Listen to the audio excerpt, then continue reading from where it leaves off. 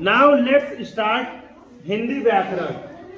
हिंदी व्याकरण के तहत आज हम पढ़ेंगे वर्णमाला। ठीक, वर्णमाला कहते किसको है? तो वर्णों के व्यवस्थित एवं क्रमबद्ध समूह को वर्णमाला कहते हैं। वर्णमाला की जो परिभाषा होती है, जितने भी वर्ण हैं उनके व्यवस्थित एवं क्रमबद्ध समूह को वर्णमाला कहते हैं। ठीक, तो वर्णमाला में वर्णों की कुल संख्या जो होती है 52। ठीक, अब बारी आती है वर्ण। तो वर्ण की परिभाषा क्या होगी? भाषा की सबसे छोटी इकाई ध्वनि है। ठीक, जो भी ध्वनि जो है निकलती है वह भाषा की सबसे छोटी इकाई है और इसी ध्वनि को ही वर्ण कहते हैं। ठीक, इन्हीं जो ध्वनियां निकलती है इसी को वर्ण कहते हैं। ठीक, अब जो है वर्ण मुख्यतः दो प्रकार के होते हैं। एक क्या होता है? स्वर होता है और दूसरा क्या होता है? व्यंजन होता है। ठीक, एक स्वर और व्यंजन। जैसा आप लोग जानते हैं स्वर व्यंजन के बारे में आपको पहले से ही पता है। तो अब आइए देखते हैं कि स्वर क्या होता है, स्वर की परिभाषा क्या होती है। तो जिन वर्णों का उच्चारण बिना किसी रुकावट के स्वतंत्र रूप से होता है।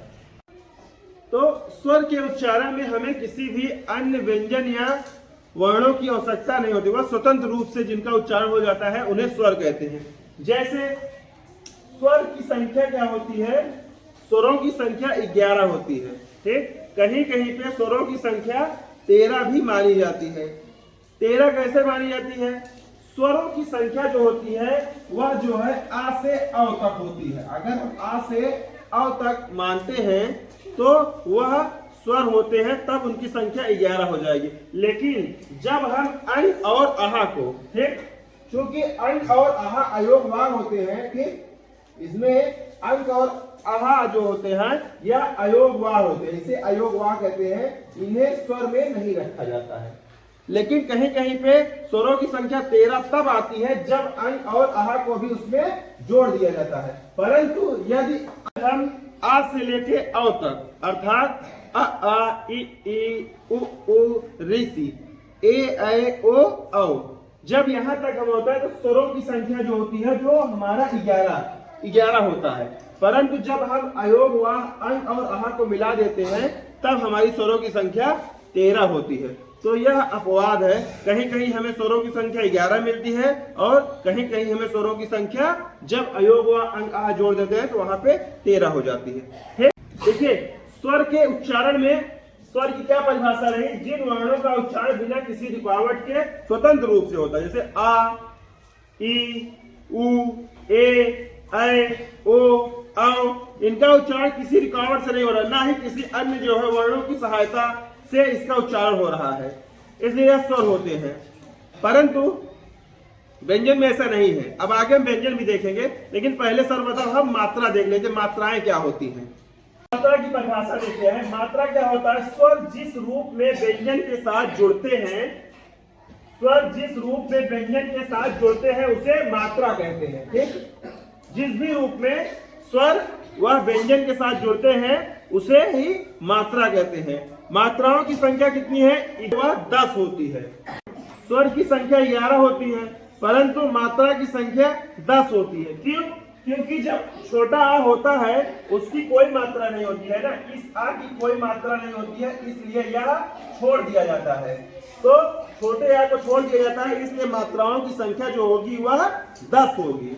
अब देखिए मात्राएं 10 कैसे हुई? देखिए, आ, छोटी री, बड़ी री, छोटा ऊ, बड़ा ऊ, री, ठीक है, री की भी मात्रा होती है।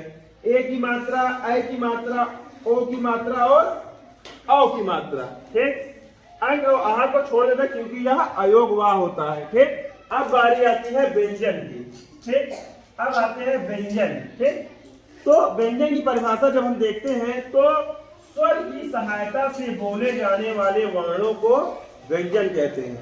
व्यंजन की परिभाषा क्या हो जाएगी? स्वर की सहायता। यहाँ पे देखिए स्वर, लेकिन स्वर में ऐसा नहीं था। स्वर में के उच्चारण में हम स्वतंत्र थे, जो उसका उच्चारण था वह स्वतंत्र रूप से होता था। परंतु व्यंजन में ऐसा नहीं है। व्यंजन की परिभाषा देखेंगे, स्वर की सहायता से बोले जाने वाले वर्णों को व्यंजन कहते हैं। ठीक, अब आइए देखते हैं कैसे हम स्वर की सहायता से व्यंजन का उच्चारण कर रहे हैं। तो आइए पहले देख लेते हैं। मूल व्यंजनों की जो संख्या होती है वह 33 होती है। ठीक, मूल व्यंजन जो होते हैं वह 33 होते हैं, परंतु कुल व्यंजन अगर देखेंगे तो वह 41 होता है, 41। इसमें क्या क्या हो गया, स्वा हो गया, ढा हो गया, ढा हो गया, ये सब जब जुड़ जाते हैं तो कुल व्यंजनों की संख्या 41 हो जाती है, अन्यथा मूल व्यंजन जो होते हैं वह 33 ही होते हैं।